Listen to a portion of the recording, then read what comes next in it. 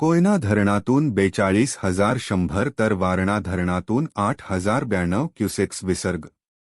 सांडवा, कालवा व विद्युतगृहावदारे कोयना धरणातून 42,100 क्युसेक्स, वारणा धरणातून 8,092 क्युसेक्स तर अलमट्टी धरणातून 3,50,000 क्युसेक्स विसर्ग सुरू असल्याचे जलसंपदा विभागाने कळविले आहे।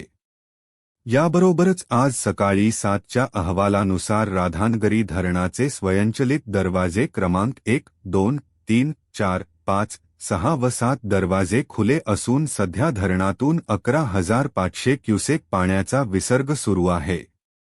कोल्हापूर जिल्ह्यातील एकूण 70 बंधारे पाण्याखाली आहेत। विविध पुलाच्या ठिकाणी पाण्याची आजची पातळी। आज सकाळी 8 वाजेपर्यंत शिरोळ 65.5 फूट, नृसिंहवाडी 64.7 फूट, राजापूर 53.3, आयर्विन पूल सांगली 37.7 फूट तर अंकली पूल हरिपूर 43.9 फूट अशी पाणी पातळी आहे।